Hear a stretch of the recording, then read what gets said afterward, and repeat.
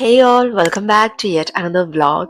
ഈ അടുത്തായിട്ട് ഞാൻ കുറെ പേഴ്സണൽ ഡെവലപ്മെന്റിന് വേണ്ടി കാര്യങ്ങൾ ചെയ്യാനായിട്ട് ശ്രമിക്കാറുണ്ട്. അതിനൊപ്പം തന്നെ പോസിറ്റീവ് ആയിട്ടുള്ള ഹാബിറ്റ്സ് ലൈഫിൽ ഇൻട്രൊഡ്യൂസ് ചെയ്യാനും ശ്രമിക്കാറുണ്ട്.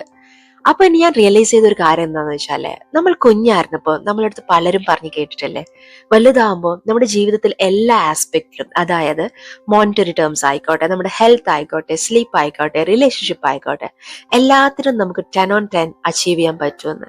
പക്ഷെ ഈ പറഞ്ഞ ഇവര് തന്നെ നമ്മളൊരു 18 വയസ്സാകുമ്പോൾ നമ്മളടുത്ത് പറയും, ജീവിതമാണ് സാക്രിഫൈസ് ചെയ്ത് തട്ടിയും മുട്ടിയൊക്കെ ജീവിക്കാനേ പറ്റുള്ളൂ എന്ന്. ഒന്ന് അച്ചീവ് ചെയ്യണമെങ്കിൽ ബാക്കി പലതും നമുക്ക് സാക്രിഫൈസ് ചെയ്യേണ്ടി വരുമെന്ന്.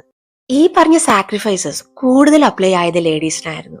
ബട്ട് ശരിക്കും പറഞ്ഞാലേ, പ്ലാൻ ചെയ്തിട്ട് first part of the morning നമ്മൾ ഡെഡിക്കേറ്റ് ചെയ്തിട്ട് നമുക്ക് വേണ്ടി മാറ്റി വെക്കുകയാണെങ്കിൽ, നമ്മുടെ പേഴ്സണൽ ഡെവലപ്മെന്റിന് വേണ്ടി മാറ്റി വെക്കുകയാണെങ്കിൽ, ബാക്കിയുള്ള ലൈഫിലെ എല്ലാ ആസ്പെക്റ്റും നമുക്ക് സാക്രിഫൈസ് ചെയ്യാതെ ഒരുമിച്ച് സ്മൂത്ത് ആയിട്ട് കൊണ്ടുപോകാൻ പറ്റും കേട്ടോ. അപ്പൊ എൻ്റെ ഒരു മോർണിംഗ് റൂട്ടീൻ കഴിഞ്ഞ് ഞാൻ പാചകത്തിലേക്ക് കിടക്കുവാണ്. ഇന്ന് മീൽ പ്ലാൻ ചെയ്തിരിക്കുന്നത് ബ്രേക്ക്ഫാസ്റ്റിന് പുട്ടും ചിക്കൻ കറിയും, ഉച്ചക്ക് ചോറും സാമ്പാറും ചിക്കൻ ഫ്രൈയും ആണ്. രാവിലത്തെ ചിക്കൻ കറിക്കുള്ള ചിക്കനിന് ഐസ് പോയിട്ടുണ്ടായിരുന്നില്ല. അപ്പൊ ഞാൻ വിചാരിച്ചു ആദ്യം തന്നെ സാമ്പാറിനുള്ള സംഭവങ്ങൾ ചെയ്തു വെക്കാന്ന്. പച്ചക്കറി എല്ലാം കട്ട് ചെയ്ത് ക്ലീൻ ചെയ്ത് സാമ്പാറിനുള്ള പരിപ്പ് ഇട്ടിട്ട് കുക്കറിൽ വേവിക്കാനായിട്ട് ഇട്ടു. ആ ടൈം കൊണ്ട് ചിക്കനിൽ ഐസ് പോയിട്ടുണ്ടായിരുന്നു. ചിക്കൻ ക്ലീൻ ചെയ്തിട്ട് കറിക്കുള്ളത് മാറ്റി വെച്ച് ഉച്ചക്ക് ഫ്രൈ ചെയ്യാനുള്ളത് മാരിനേറ്റ് ചെയ്ത് വെച്ചു. എന്നിട്ടാണ് ചിക്കൻ കറി ഉണ്ടാക്കാനായിട്ട് തുടങ്ങിയത്. സൈഡിലെ സാമ്പാർ ഒന്ന് തിളയ്ക്കുന്നുണ്ട്. അപ്പൊ ചിക്കൻ കറി ഉണ്ടാക്കാനായിട്ട് ഞാൻ ചിക്കൻ മസാല കറിയാണ് ഉണ്ടാക്കിയത്. രാവിലെ ആയതുകൊണ്ട് പുട്ടിന്റെ കൂടെ കുറച്ച് എരിവുള്ള ചിക്കൻ മസാല കറി ആവാന്ന് വിചാരിച്ചു. ആദ്യം കടുക് താളിച്ചിട്ട് സവോള, പച്ചമുളക്, തക്കാളി, ഇഞ്ചി, വെളുത്തുള്ളി എല്ലാം കൂടി നന്നായിട്ട് വഴറ്റിയെടുത്തിട്ട് ചിക്കൻ മസാല കിട്ടുമല്ലോ നമ്മൾ കടയിൽ വാങ്ങാൻ, അത് ഇട്ട് കൊടുത്തു.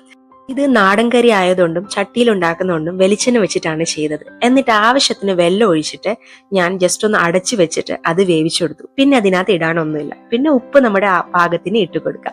എന്നിട്ട് സാമ്പാറും സൈഡ് ബൈ സൈഡ് ആവുന്നുണ്ട്. സൈഡില് പുട്ടിനുള്ള മാവ് ജസ്റ്റ് ഒന്ന് കുഴച്ചു വെച്ചു. ഞാൻ ഇതിന് തേങ്ങാപ്പാൽ ഒന്നും ഒഴിക്കുന്നില്ല കേട്ടോ. പെട്ടെന്ന് ആയി കിട്ടും ഇങ്ങനെ ചെയ്യുകയാണെങ്കിൽ.